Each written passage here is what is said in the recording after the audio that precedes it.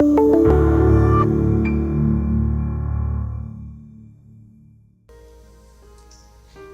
bem, nós estamos trabalhando com os irmãos a série de mensagens perdão. E a cada domingo nós temos sensíveis àquilo que Deus quer nos falar. Eu comentei hoje pela manhã que normalmente eu programo todas as mensagens do ano, tudo aquilo que eu vou abordar, não só com as séries, com os temas, com textos, até mesmo, mas essa série eu deixei bem aberta. Nós também queria falar sobre o perdão. Comprei alguns livros que tratam sobre o perdão, inclusive um dos livros eu vou abordar no final aqui da mensagem, mostrar para você um pedacinho, mas o que Deus está trazendo ao meu coração durante a semana, aquilo que eu preciso, aquilo que deve ser trabalhado na minha vida e eu espero também que na sua vida, no seu coração. Domingo passado, dentre tantas coisas que eu falei, nós vimos que o perdão de Deus para conosco é imenso.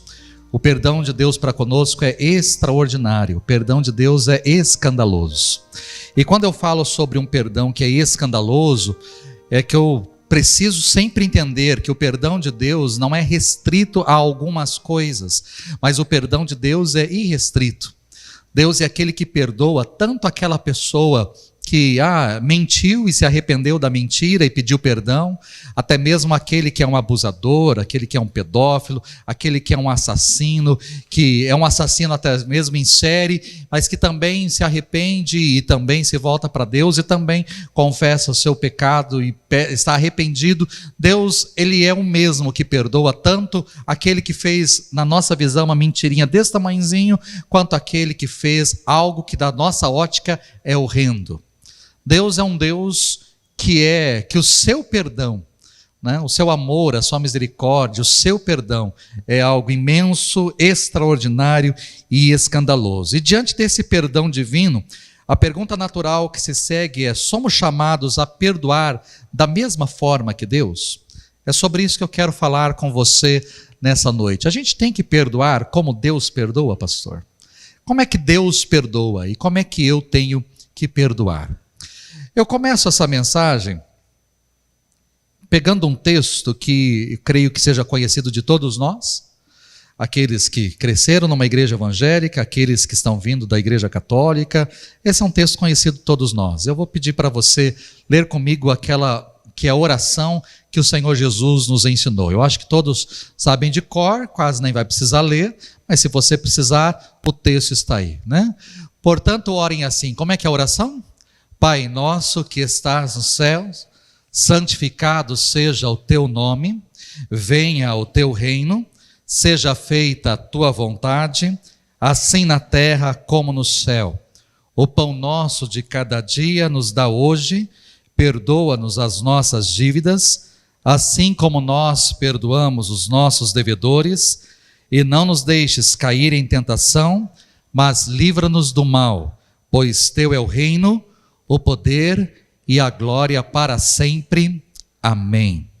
Mas logo em seguida, essa oração que Jesus ensinou os seus discípulos, e existe uma frase que eu destaquei ali, né? Existem algumas diferenciações entre aquilo que nós oramos normalmente, a Igreja Católica também tem, né? Normalmente nós colocamos desse padrão aqui, em segunda pessoa do singular, né? Teu, né? Estás no céu, santificado seja o teu nome, venha o teu reino, a tua vontade. Na Igreja Católica está na segunda pessoa do plural, é vosso reino, o vosso nome, vossa vontade, é vossa, né? É tudo no vosso, segunda pessoa do plural. Outra diferenciação está exatamente nessa parte amarela aí, né? Na Igreja Católica normalmente perdoa as nossas ofensas, assim como nós perdoamos aquele que nos tem ofendido, a quem nos tem ofendido, algo nessa direção, né? E o final, que nós não temos na Igreja Católica, o pessoal para ali no livra-nos do mal, ponto. E a gente completa, pois teu é o reino, o poder e a glória para sempre, fechando aquela que a gente chama de doxologia ali no final. Mas essa frase aqui, perdoa as nossas dívidas ou as nossas ofensas, assim como nós perdoamos os nossos devedores ou aqueles que nos têm ofendido. Quando Jesus termina a oração, que nós chamamos de oração dominical, oração do Senhor, oração do Pai Nosso, logo em seguida Jesus faz uma declaração em cima dessa frase que eu destaquei. E ele diz nos versos seguintes aí, né? Porque se perdoarem aos outros as ofensas deles, também o Pai de vocês que está no céu perdoará a vocês. Se, porém, não perdoarem aos outros as ofensas deles, também o Pai de vocês não perdoará as ofensas de vocês. Eu vou deixar esse texto aqui um pouquinho, porque muitas pessoas, ao lerem aqui, numa primeira leitura, parece que Jesus está dizendo que Deus só nos perdoará se nós perdoarmos as outras pessoas. Numa primeira leitura, essa é a impressão que temos. Que Deus é um Deus que só nos perdoa mediante o nosso perdão dado a outras pessoas. E se fizermos esse tipo de leitura, tivermos esse tipo de impressão ao ler o texto, nós temos alguns problemas, né? O primeiro problema é que o perdão de Deus, então, estaria condicionado ao nosso perdão. Ou seja, eu perdoo e Deus me perdoa. Se eu não perdoo, Deus não me perdoa. Ou seja, o perdão de Deus estaria condicionado, atrelado ao meu perdão. Ou seja, ficaria na dependência. Eu só posso ir até a presença de Deus e pedir perdão para Deus se eu sou uma pessoa perdoadora. Porque Deus só perdoa pessoas que são perdoadoras. Então aí teríamos o primeiro problema. Um segundo problema que eu posso ter nessa interpretação é que o perdão de Deus seria um pagamento e não um presente. Então, porque eu perdoei, Deus então me dá um pagamento. Eu perdoei e agora Ele me paga também com perdão. Então eu teria que trabalhar o perdão como um pagamento da parte de Deus e não como uma dádiva, não como um presente da parte de Deus. Ou seja, Deus, Ele não me presenteia com perdão, Ele só faz aquilo mediante aquilo que eu fiz. Então, como eu fui uma boa pessoa e pedi perdão, ou eu perdoei alguém, Deus também é aquele que me perdoa diante dessa situação. Então, o perdão de Deus aí seria um pagamento. Um terceiro problema aqui que eu vejo é que o perdão de Deus poderia ser retirado a qualquer hora. A qualquer hora o perdão de Deus poderia ser retirado. Ou seja, se Ele só me perdoa mediante o meu perdão, a qualquer momento Deus pode retirar o seu perdão. E isso traz um outro problema. Ou seja, o sangue de Jesus não cobriu todos os meus pecados, cobriu apenas parte. Essa é uma interpretação. Cobriu apenas parte. Ou seja, cobriu apenas alguns dos meus pecados e não todos os meus pecados, porque é mediante aquilo que eu faço e não mediante aquilo que Ele fez na cruz do Calvário. Então, para entender as palavras de Jesus aqui, a gente precisa considerar o contexto.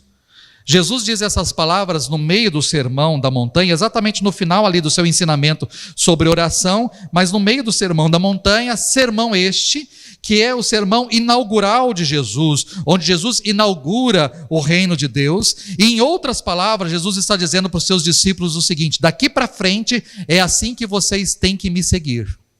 Daqui para frente é dessa maneira que vocês têm que caminhar. E eu não posso me esquecer que Jesus sabia que ali, por mais que era o início ainda do seu ministério, Ele estava rumando para a cruz.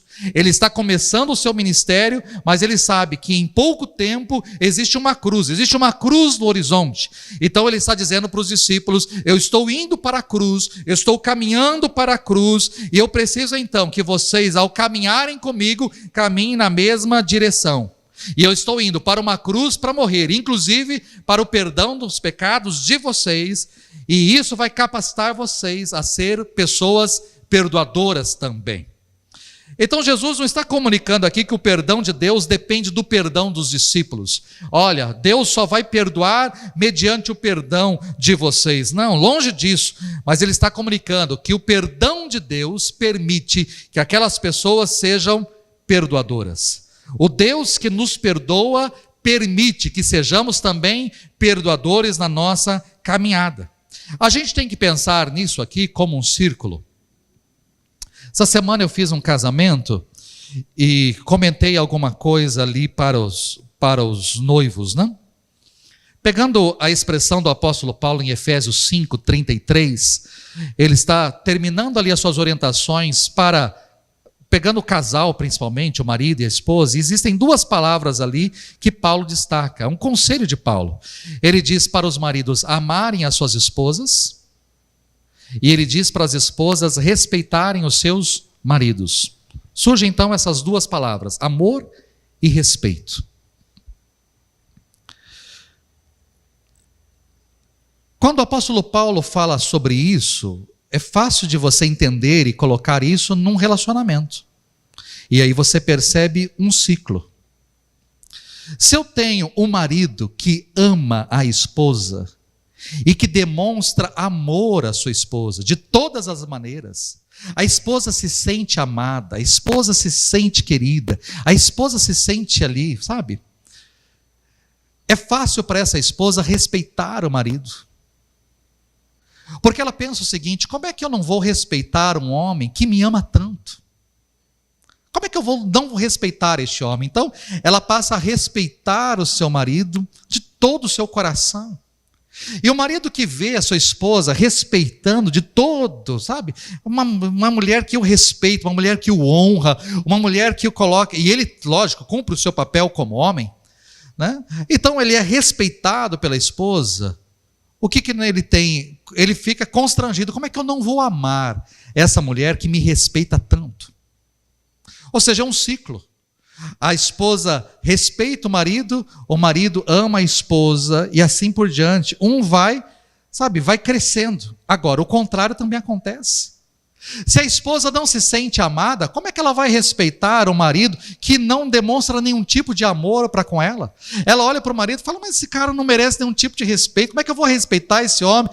Ele não me ama, ele não demonstra amor para comigo, é uma pessoa que não zela por mim, não cuida de mim, não está nem aí comigo. Então, como é que eu vou respeitar? E aí o homem não é respeitado, fala assim: como é que eu vou amar uma mulher como essa? Ela não me respeita, ela faz tanta coisa, tantos absurdos, como é que eu vou amar essa mulher? E aí você repara que é um ciclo, tanto positivo quanto negativo. Ciclo. Quando eu olho para a palavra de Deus, nós temos com relação ao perdão um ciclo. Mas esse ciclo não começa comigo, esse ciclo começou com Deus. Não começa comigo. Não sou eu o personagem principal aqui, não sou eu que tomo a primeira atitude, não sou eu que perdoo. Aí Deus fala assim: bom, como é que eu não vou perdoar esse cara, já que ele perdoou o outro? Aí Deus então resolve me perdoar porque eu o perdoei. Não começa comigo, isso começa com ele. Ou seja, é ele que me perdoou de tal maneira que eu fico constrangido e eu falo: como é que eu não vou perdoar essa outra pessoa diante de um Deus que me perdoou tanto? Diante de um Deus que me amou tanto, como é que eu não vou amar o outro? Diante de um Deus que foi tão misericordioso comigo, como é que eu não vou ser misericordioso com o outro? Diante de um Deus que me abençoou tanto, como é que eu não abençoo o outro? Ou seja, começa nele.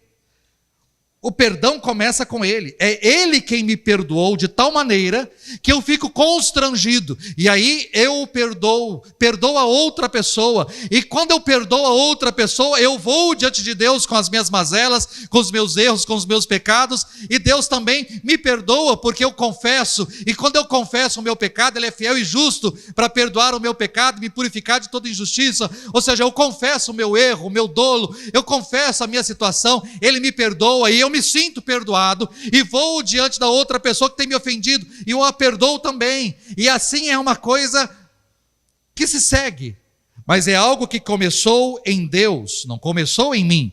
Não sou eu que perdoo primeiro e Deus agora em contrapartida resolve me dar um pagamento. Não, é Ele que me presenteou com perdão e diante do perdão de Deus eu agora então sou levado a perdoar outras pessoas. É assim que nós temos que entender a palavra de Deus. Diante disso, Leon Morris, que é um teólogo australiano, ele tem vários livros publicados em português, vários livros que explicam os textos da palavra de Deus, existem vários, né? E Leon Morris, que é um teólogo australiano, ele diz que o ato de perdoar é uma evidência de que a graça de Deus está operando na pessoa que perdoa. O ato de perdoar é uma evidência de que a graça de Deus está operando na pessoa que perdoa. Martinho Lutero, por sua vez, diz que o perdão exterior que mostro em minhas ações é um sinal seguro de que tenho o perdão dos pecados. Por outro lado, se eu não mostrar isso em minhas relações com o meu próximo, tenho um sinal seguro de que não tenho o perdão dos pecados e ainda estou preso na minha descrença. Lutero, ele é claro aqui ao dizer, né? Ou seja, se eu perdoo, o ato de eu perdoar mostra o perdão que eu recebi de Deus e o que Deus tem trabalhado e agido na minha vida. Agora, a partir do momento que eu não demonstro perdão para com outro, isso significa que eu mesmo não recebi o perdão de Deus. Eu mesmo não tenho de fato o perdão de Deus sobre a minha vida. E é por isso, então, que eu não consigo estender o perdão a outra pessoa. Em suma, a evidência de que eu sou uma pessoa perdoada por Deus e de que a graça de Deus está trabalhando em minha vida é a forma como eu estendo a misericórdia, a graça de Deus às outras pessoas. Mark Beach, que é um pastor anglicano, ele diz que nós somos pessoas perdoadas que buscam perdão e buscam perdoar os outros.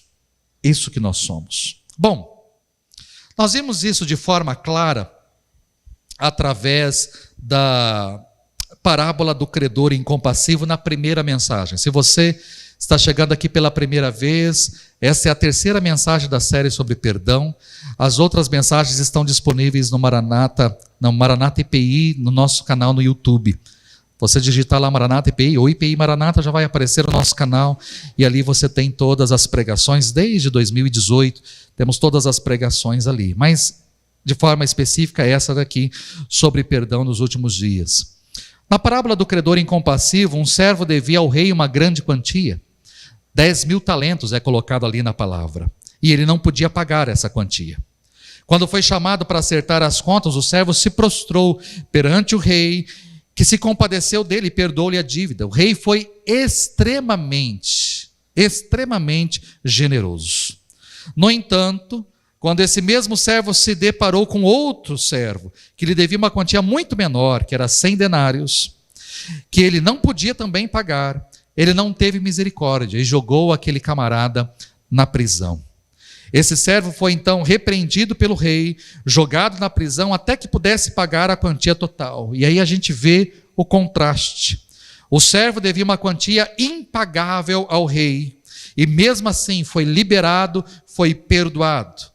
No entanto, quando ele se deparou com alguém que devia uma quantia muito menor, ele não correspondeu com o espírito generoso e misericordioso do rei. E aqui o ponto é claro. Como cristãos, nós estávamos endividados com o Rei dos Reis. Uma dívida impagável. Pecamos contra ele.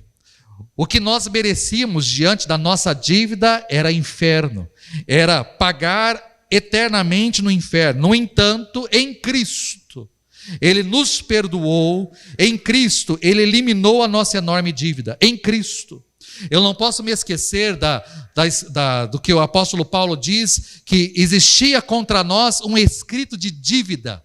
E lá na cruz do Calvário, todo escrito de dívida que existia contra nós foi cravado na cruz, foi pregado na cruz. Todo escrito de dívida foi anulado. Ou seja, eu não devo mais nada, não há mais dívida, não há mais nada, porque foi pago, foi exatamente isso que Cristo gritou lá na cruz. Está consumado, está pago, acabou, não existe. Não existe mais dívida. O Wagner não tem mais dívida. A dívida do Wagner foi paga, está consumada, está paga, aniquilada, cravada na cruz. A dívida acabou, há um ponto final. Isso foi conquistado na cruz. O perdão foi conquistado para mim e para você na cruz.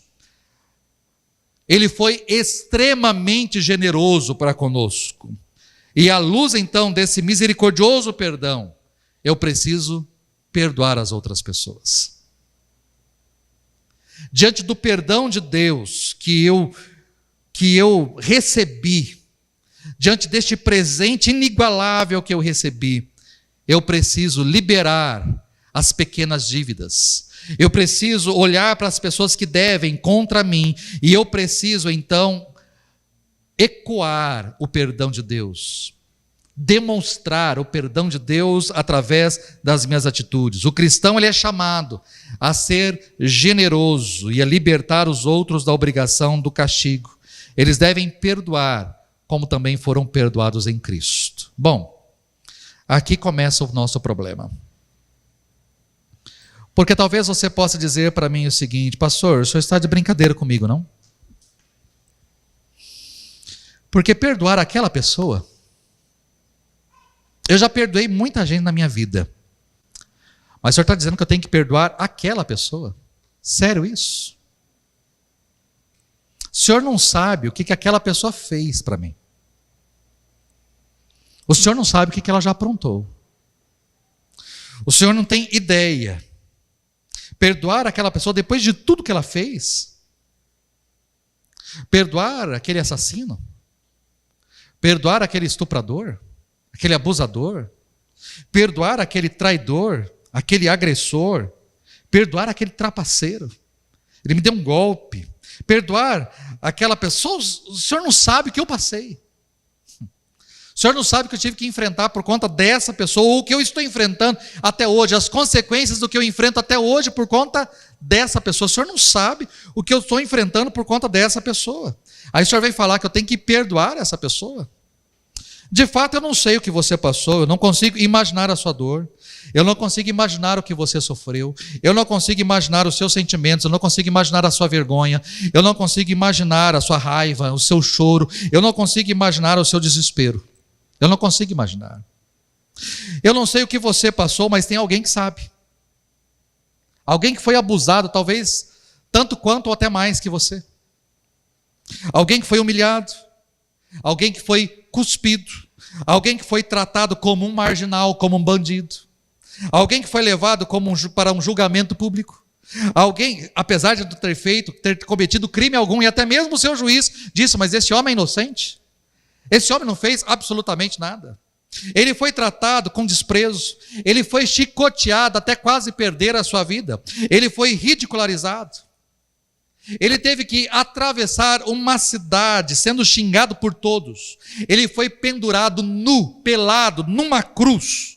Riram dele e o mataram por diversão. Eu não sei de fato o que você já passou na vida por conta de A ou B. Mas alguém sabe, porque alguém já passou por situação talvez muito, mas muito pior do que você tenha passado. E mesmo assim, apesar de ter passado tudo isso, ele passou tudo isso exatamente para me dar o perdão e para te dar o perdão. Ele passou por tudo isso para que o meu, o seu, o nosso perdão fosse conquistado, para nos libertar da prisão e da morte.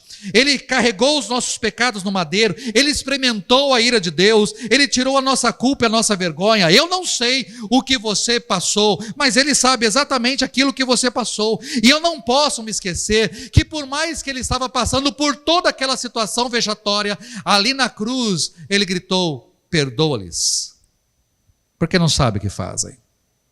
Mesmo sendo cuspido, sendo xingado, sendo humilhado, sendo maltratado, mesmo estando pendurado numa cruz, ele foi capaz de olhar para todas aquelas pessoas que lhe estavam fazendo mal, que estavam se divertindo às suas custas, e ele estava ali dizendo de coração, perdoa.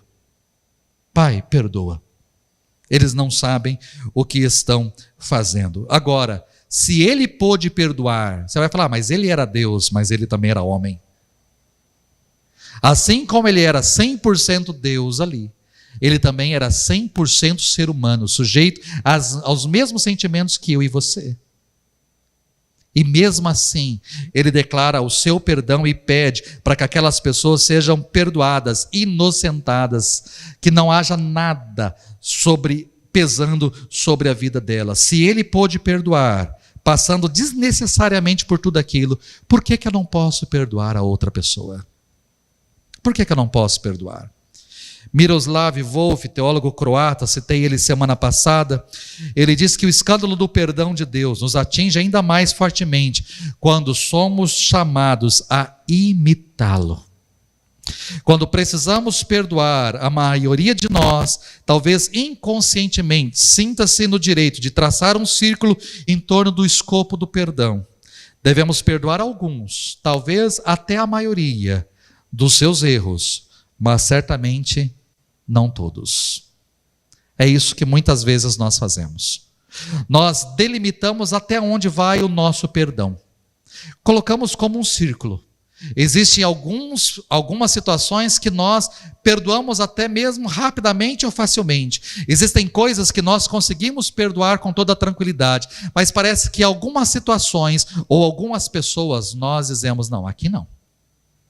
Nós fazemos como um círculo, dizendo, essa pessoa está fora. Eu já perdoei muita gente, já perdoei fulano, já perdoei, mas essa pessoa aqui, aquilo que ela me fez, não tem perdão. Nós limitamos o perdão. É o que Miroslav está dizendo aqui. E aqui, quando ele fala sobre imitarmos, somos chamados a imitar Deus, é que eu volto à pergunta do início. Nós somos chamados, pastor, a perdoar da mesma forma que Deus? E eu diria para você, não. Nós não somos chamados a perdoar exatamente da mesma maneira que Deus. Eu vou te apresentar 3 motivos porque nós não podemos perdoar igual a Deus. Primeiro, porque o pecado nos afeta de maneira diferente de como afeta a Deus. Essa é a primeira coisa. Deus é inviolável. Inviolável. Em outras palavras, os nossos pecados não mudam Deus. Vamos fazer o seguinte.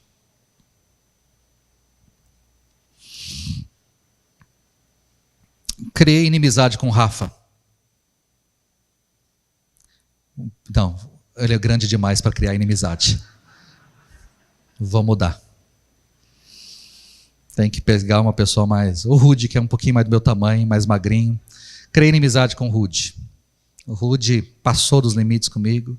Criei inimizade, briguei, xinguei, falei um monte de besteira para o Rudy. Me arrependi daquilo. Não devia ter feito. Fui até o Rudy pedir perdão para o Rudy. Fui até Deus e pedi perdão para Deus. Você acha que Deus perdoa se eu me arrependi de ter falado um monte de besteira e fui lá e pedi perdão para Deus? Você acha que Deus me perdoa diante de tudo aquilo que eu fiz? E você acha que Deus... Mas vamos pensar uma situação mais grave. Resolvemos, beleza, mas um dia o Rudy também, do jeito explosivo que ele tem, só quem está perto dele sabe como ele é explosivo e nervoso. Rudy me tirou do sério, eu fui até o carro, peguei uma arma que eu tenho, não tenho. Mas peguei uma arma que eu tenho, entrei aqui na igreja, mirei na cara dele e pá, matei o guitarrista da igreja. A igreja vai ficar sem bateria, sem guitarrista. Matei o guitarrista. Fui preso, lógico. As pessoas viram a cena toda. Veio aqui a polícia, me entreguei, normal. Fui levado para julgamento, fui preso. Ok, vou pagar diante da justiça aquilo. Mas me arrependi de ter feito. Não tem mais como pedir perdão para o Rudy, que ele já está em outro espaço. Mas eu posso pedir perdão para Deus. Cheguei em Deus arrependido, pedi perdão por aquilo que eu cometi. Você acha que Deus me perdoa? Sim ou não? Sim ou não, irmãos? Sim, Deus me perdoa. Agora eu pergunto para você. Eu fui agressivo com o Rudy, eu falei um monte de coisa primeiramente. Isso mudou Deus em alguma coisa? Mudou o amor de Deus para comigo em alguma coisa? Não. Eu matei o Rudy, atirei, matei, tirei a vida dele. Isso mudou o amor de Deus em algum centímetro por mim? Isso mudou alguma coisa do relacionamento de Deus para comigo? Deu para você entender? O meu pecado não muda Deus. Deus continua sendo o que Ele é, Deus. O meu pecado não muda. As minhas palavras, as minhas atitudes, os meus pecados não mudam. O pecado pode entristecer Deus, mas não fere Deus. O pecado não prejudica Deus. O meu pecado não prejudica. O meu pecado não fere. No entanto, aquilo que eu faço com relação a outra pessoa, isso fere. Isso machuca. Aqui está a diferença. Quando eu peco contra outra pessoa, eu afeto essa outra pessoa psicologicamente, emocionalmente, fisicamente, até mesmo espiritualmente.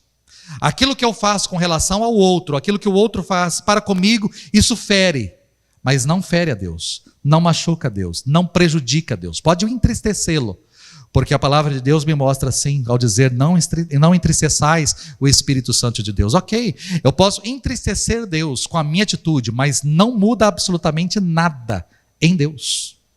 Não muda. Mas o pecado entre pessoas, sim. Por isso que o perdão é uma luta grande. Deus não tem problema em me perdoar, porque não o afetou, não o feriu, não o machucou, mas nós já temos dificuldade em perdoar o outro, porque aquilo que o outro fez me feriu, me machucou, me magoou, gerou em mim uma ferida, uma marca, aí é um processo. Por isso eu questiono, e com razão, quando o ofendido simplesmente se volta e declara: eu o perdoo. Eu me assusto de vez em quando com a situação. Fulano de tal fez isso e isso por mim, mas eu perdoo. Quando eu escuto isso, em poucos dias, eu falo: tem problema. Porque é um processo. É um processo. Eu o perdoo. Você de fato perdoou, ou você está falando da boca para fora que o perdoou só para mostrar para mim que você é perdoador? Você de fato o perdoou, ou você está varrendo o passado para debaixo do tapete? Porque me desculpe, diante daquilo que a outra pessoa fez, normalmente há raiva, há ressentimento, há mágoa, que precisa ser superado. E não dá para você simplesmente dizer: eu perdoo. Você de fato perdoou? Ou você está varrendo a sujeira, levantando o tapete, jogando a sujeira embaixo do tapete? Porque se você está fazendo isso, a qualquer momento a sujeira vai aparecer. Então, a primeira coisa, porque nós não podemos perdoar como Deus? Porque Deus, o pecado não nos afeta de uma maneira, e o pecado não afeta Deus, mas nos afeta. Segunda coisa, Deus pode perdoar imediata e totalmente. Em contraste, o nosso perdão geralmente leva tempo e nunca é completo. Nunca é completo. É crucial entender isso, que quando Deus nos perdoa em Cristo, há uma restauração completa e imediata em nosso relacionamento com Ele. Eu vou até Ele, peço perdão pelo meu pecado, imediatamente Ele me perdoa, e o nosso relacionamento é como se nada tivesse acontecido. Agora, com relação a outra pessoa, não. O perdão entre pessoas sempre pode levar a um relacionamento restaurado, mas é um processo. A relação entre o ofensor e o ofendido foi profundamente rompida. É um processo. Às vezes eu já vi pessoas dizendo assim: não, nós vamos sentar aqui, nós vamos conversar, aí um fala, o outro fala, agora pede perdão, então eu peço perdão, não, eu te perdoo, e como se agora vamos sair de mãos dadas daqui? Não vamos sair de mãos dadas daqui, não. Não tem como sair de mãos dadas, porque é um processo. Você me ofendeu, você passou dos limites, você falou o que não devia falar, você machucou, você magoou, eu te perdoo, é uma coisa, mas nós não vamos sair de mãos dadas, porque é um processo. É um processo que tem que ser curado, que precisa haver cura. Precisa. Não é só de palavra, é de coração. Aí a gente volta na parábola do credor incompassivo. Nós temos que perdoar de coração, não é só de boca. Perdoar de boca é fácil. E na primeira situação que vem, a gente traz tudo à tona de novo. Por quê? Porque perdoa de boca. Aí a gente joga, ressuscita tudo. Porque lá no passado, porque você fez, mas eu não tinha perdoado? Tinha, eu perdoei. Mas aí traz tudo de novo. Por quê? Porque foi de boca. Agora, quando é de coração é diferente. Mas para ser de coração é um processo. É um processo. A dor é abundante, a confiança foi destruída. A reconciliação levará um tempo, se é que é possível. Se é que é possível a reconciliação. O arrependimento genuíno precisa ser visto, precisa ser experimentado por parte do ofensor. Vamos pensar num marido que traiu a esposa descobriu, ou ele contou, sei lá, ela está disposta a perdoar, ela está disposta a continuar, mas por mais que ele peça perdão, ele chore, diga-se arrependido, é um processo. Não é sair do gabinete dizendo: conversamos com o pastor, está tudo resolvido. Está tudo resolvido o quê? Está tudo resolvido que você errou, está tudo resolvido que você passou dos limites, está tudo resolvido que eu não vou imputar essa culpa sobre você, está tudo resolvido que eu perdoo você, mas voltar para casa e ter relação é outra coisa. Voltar para casa e te chamar de querido e meu amor é outra coisa, é um processo. Não dá, a não ser que você seja muito hipócrita, muito fingido, não sei, queridos, mas não dá, é um processo. É um processo de conquista, é um processo de restauração, porque foi quebrado, foi rompido. E a gente não pode falar: não, mas nós somos cristãos, mas somos seres humanos. É um processo. Perdão é um processo. A pessoa me procurou, a pessoa se confessou, a pessoa se arrependeu, eu decidi perdoar, ok. Mas daqui até a restauração completa é um processo. Pode ser restaurado completamente? Pode. Como não pode? Porque houve quebra. E a gente tem que entender isso. Vamos ser igual éramos antigamente. Um dia talvez. Depende muito daquilo que você vai demonstrar, depende muito de como vai ser, mas talvez não. Talvez nunca mais seja como antes. Nossa, mas ele perdoou e não me traz. Não, ele perdoou. Mas não é porque ele perdoou que ele precisa ser exatamente como era antes. É um processo. E a gente tem que entender este processo. Temos que entender, as coisas caminham dessa maneira. Além disso, pode haver outros fatores complicadores. O ofensor pode não estar arrependido de fato. É só da boca para fora. Não, estou arrependido, querida, nunca mais eu vou fazer isso, eu nunca mais vou te trair, eu prometo. Mas continua mulherengo, continua vendo coisas no WhatsApp, continua vendo fotos, continua entrando em pornografia, continua mexendo com outras mulheres, e aí a esposa só está olhando assim, dizendo, você nunca mais vai? E quer que eu confie em você? Deu para entender? Como é que o outro está demonstrando, de fato? Não é que o meu perdão é condicional, mas o relacionamento que é o que precisa ser restaurado depois, depende. Perdão é uma coisa, restauração de um relacionamento é outra coisa. Pode ser perigoso até mesmo para a pessoa ofendida falar com o ofensor, a gente não sabe. É todo um processo. Algo tem que ficar claro. O perdão sempre é possível, mas a reconciliação nem sempre. O perdão sempre é possível, mas a reconciliação nem sempre. E essa é uma distinção crucial que a gente precisa entender. Isso porque nós não somos Deus. Deus, sim, perdoa de maneira imediata e total. Nós não. É um processo. E às vezes nem sempre é total. Uma terceira coisa que a gente tem que entender: Deus, como justo juiz, pune, condena o pecado e daí perdoa. Nós pecamos? Pecamos. Deus condena o nosso pecado. Deus pune o nosso pecado. Onde que Deus pune o nosso pecado? Na cruz do Calvário, em Jesus. E aí Ele nos perdoa. Diferentemente de nós, quando nós perdoamos, nos parece que a justiça não foi feita. Nós perdoamos, mas aquela pessoa fez tudo aquilo, ela aprontou tudo aquilo e nada vai acontecer com ela. Eu a perdoo, mas nada vai acontecer. E às vezes nada vai acontecer. Neste mundo, nesta terra, talvez nada vai acontecer. Mas a gente não sabe depois. Essa é a impressão que temos. E essa é uma das maiores lutas que vivemos ao perdoar o ofensor. Porque nós queremos justiça. E com razão queremos justiça. Mas muitas vezes nós não vamos conseguir ver isso nesta vida. Nós não vamos conseguir. Dito isso, como cristãos, nós não conseguimos perdoar exatamente como Deus. Mas somos chamados a ecoar o perdão de Deus. Dentre os livros que eu estou usando, um é de Miroslav Volf, estou citado ele, que é um livrinho chamado O Fim da Memória. O Fim da Memória. E ele traz nesse livro 4 formas da gente ecoar o perdão de Deus. Se eu não posso perdoar exatamente da maneira como Deus, como é que eu posso ecoar o perdão de Deus? Quais são essas 4 maneiras? Primeiro, condenando a ofensa. O perdão não significa que ignoramos o pecado, ou que varremos o pecado para debaixo do tapete, não. Deus não ignorou o nosso pecado. Longe disso, Ele condenou o nosso pecado em Cristo. Ele condenou.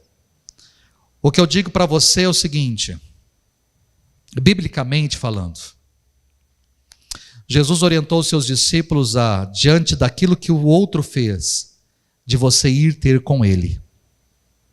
Se o teu irmão pecar contra ti, vá ter com ele. O que Jesus está querendo dizer aí? Chegue na pessoa e diga para a pessoa o que ela fez. Você me ofendeu. Você me desonrou. Você me machucou. Você me magoou. Você me feriu. Você falou isso e não é verdade. Você fala para a pessoa. Isso é condenar o pecado, é condenar a ofensa, é dizer o que a outra pessoa fez de errado. Porque às vezes a gente fica do lado de cá querendo que a pessoa mude do lado de lá, mas a pessoa vai mudar como se ela não sabe onde ela errou? Como é que ela vai saber? Essa é uma das falhas que tem exatamente na educação nos dias de hoje. Eu sou daquele tempo bom, que a professora riscava o caderno de caneta vermelha, fazia um X enorme no papel e escrevia a palavra correta em cima. Eu escrevi muito, M-U-I-N-T-O.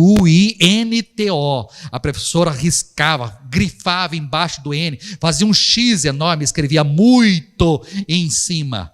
Aí nunca mais a criança errava. Porque ela entendeu com aquela caneta vermelha, com trauma, ela entendeu que não tem N no muito. Hoje, a professora deixa. Aí a gente pega os adolescentes ou as pessoas indo para o trabalho e escrevendo hoje muito, com N. Por quê? Porque lá atrás não teve alguém com uma caneta vermelha enviado por Deus para fazer um X enorme e falar assim: burro, você escreveu errado. Que era assim que as minhas professoras falavam com a gente. Mas isso é um asno. Minha professora do segundo ano era uma bênção. Ela chamava todo mundo que errava de asno. Você é um asno. Vem cá, seu burro. Não é assim que escreve. É exatamente. Hoje, quando eu escrevo e vejo erros, eu dou graças a Deus por professoras assim, lá atrás, no passado, porque hoje eu não escrevo errado. Por quê? Porque teve gente lá atrás que me ensinou como é que é o correto. Como é que a outra pessoa vai enxergar o erro se não tem quem aponte? A nossa delicadeza, né? Eu prefiro ficar ofendido do que chegar na pessoa e dizer o que ela me ofendeu. Chega, diga. Condene a ofensa. Você me ofendeu. Casamento é assim. A esposa fica bicuda e não diz para o marido o que aconteceu. Aí o marido já é tonto de natureza. Ele já não entende nada. Aí vem a mulher bicuda e fala: agora, fui eu? Foi no serviço? Foi o cachorro? O que aconteceu?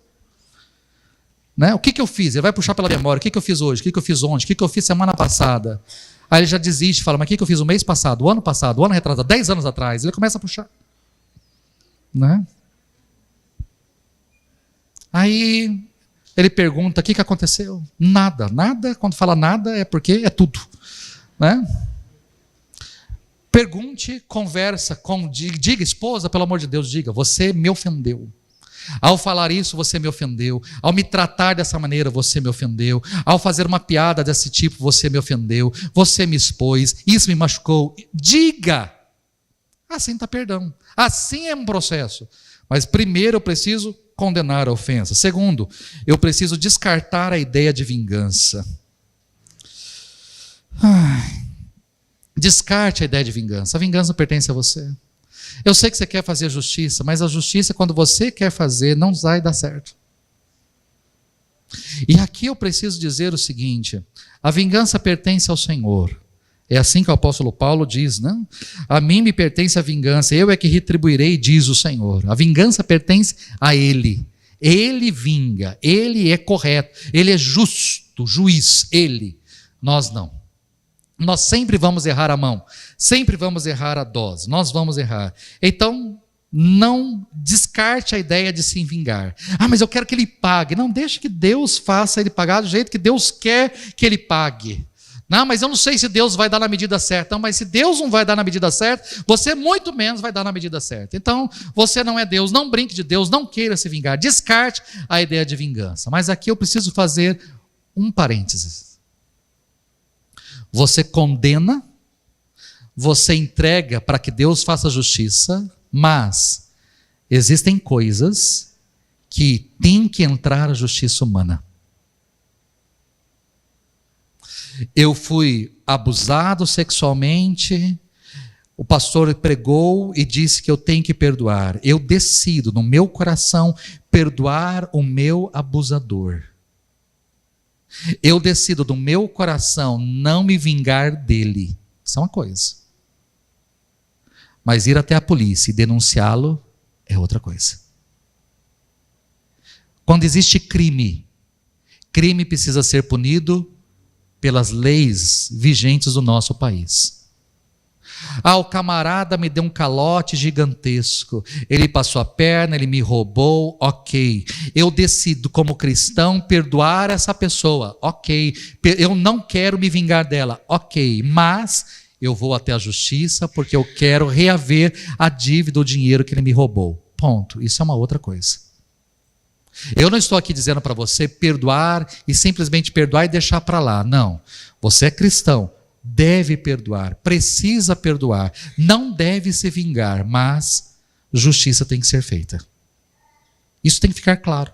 Porque senão vai passar a impressão de que, não, a pessoa é um pedófilo, abusou do meu filho, entrou na minha casa, passou a mão na minha filha, abusou da minha filha, entrou no banheiro um dia e abusou da minha filha. Eu decidi pela palavra do pastor perdoar. Ok, obrigado porque você ouviu a palavra e decidiu no seu coração perdoar. Obrigado porque você decidiu não se vingar dessa pessoa, mas essa pessoa precisa ser denunciada. Precisa. Porque se existe muita gente em liberdade aprontando por aí, é porque tem muita gente calada. E a gente tem que colocar a boca no trombone. Não basta ouvir de uma pessoa que foi morta na cidade, jornalista morta, olha, tá, o feminicídio, tá. Mas será que nunca esse cara cometeu nada com ninguém? Será que não tem nenhum histórico? Ou será que não tem nenhuma outra namorada no passado que sofreu a mesma coisa e que ficou calada lá atrás? E que agora precisa acontecer uma morte para as pessoas acordarem? Meu querido, minha querida. Eu vou perdoar o meu marido. Ele me bateu, ele me agrediu, eu vou perdoar, decidi perdoar, ok. Mas você precisa ir até a justiça e denunciá-lo por agressão. Isso tem que ficar claro. Mas pastor, não, você precisa. Justiça tem que ser feita. Eu não posso pregar aqui só sobre perdão, e a pessoa, não, eu entendi. Não, você entendeu partes. Esse parênteses precisa ficar muito claro. A vingança não pertence a você, a justiça não pertence a você. A justiça pertence a Deus, a vingança pertence a Deus, mas existem coisas que está no meu alcance fazer aqui. E o que eu posso fazer aqui, eu devo fazer aqui. Fecha o parênteses. Se você não concorda comigo, é uma questão sua. Mas qualquer pessoa que vier conversar comigo, é essa orientação que eu dou. Meu marido me bateu, me agrediu, ok, o que eu faço? Primeiro, perdoa. Vai doer? Vai, mas perdoa. Não se vingue dele. Vá até a delegacia da mulher e preste queixa. Se precisar entrar com medida protetiva, entre com medida protetiva. Faça o seu papel. Perdoa. Mas você não perdoa? Perdoei. Perdoar é uma coisa. Ver o que é direito meu é outra coisa. A pessoa me roubou, me extorquiu, fez, errou. Perdoou. Vai na justiça e faz o que tem que ser feito para que você consiga reaver o máximo que você puder. Nem a mais e nem a menos. Justo. Porque aquilo que você quiser também a mais, vai, escorrer por entre seus dedos, porque não é justo. Então, por favor, entenda isso de forma bem clara. Terceira coisa que a gente precisa aí entender, considerar a pessoa inocente. Quando Deus nos perdoa, nós somos declarados inocentes. Cristo toma o nosso lugar, suporta a nossa punição, Deus acredita em nossa conta a justiça de Cristo. Nós nos tornamos co-herdeiros com Cristo. Da mesma forma, perdoar alguém significa declarar essa pessoa inocente. Difícil? Difícil. Mas é isso que tem que fazer. Quando eu declaro a pessoa inocente, eu estou dizendo o seguinte: eu nunca mais vou imputar sobre você nada. Eu decidi perdoar você e acabou. Eu não vou imputar mais nada sobre você. Mais nada. E em quarto e último lugar, e talvez o mais difícil, esquecer o que aconteceu. Quando Deus nos perdoa, Ele lança os nossos pecados no fundo do mar, para que nunca mais sejam trazidos à tona. Quando nós perdoamos os outros, isso significa fazer o mesmo. O que a gente diz? Eu te perdoo. Eu não trago mais isso à tona. Não. Miroslav Volf termina com essa palavra dele. Quando perdoamos, reconhecemos as ofensas e culpamos o autor do crime. Mas então tratamos a pessoa como se a ofensa não tivesse acontecido. Perdoar significa basicamente dar a uma pessoa o dom de existir, como se ela não tivesse cometido a ofensa. Creio que seja essa a mais difícil das 4 partes do perdão. Talvez a terceira e a quarta aí sejam as mais difíceis, basicamente. Não é fácil. Somos capazes de fazer isso? Não é fácil. Aí é que entra a ação de Deus na nossa vida. Aí é que entra a ação do Espírito Santo de Deus na nossa vida. Só Ele para nos tornar capazes de fazer algo. Se quisermos repetir o perdão escandaloso de Deus, a gente precisa abandonar as mágoas do passado, mesmo as mais horrendas, e não nos lembrarmos mais delas. Não nos lembrarmos mais. O texto que lemos semana passada: suportem-se uns aos outros e perdoem as queixas que tiverem uns contra os outros. Perdoem como o Senhor lhes perdoou. Não podemos perdoar exatamente da mesma maneira que Deus. Deus é perfeito em seu perdão. Nós não somos. O perdão de Deus é imediato. O nosso é um processo. O perdão de Deus é completo. O nosso é débil. Deus opta por esquecer. Muitas vezes nós nos apegamos ao passado. E é por isso que a gente precisa da ajuda do Espírito Santo de Deus. Só Ele, para nos fazer e nos dar condições de perdoar. Vamos ficar em pé?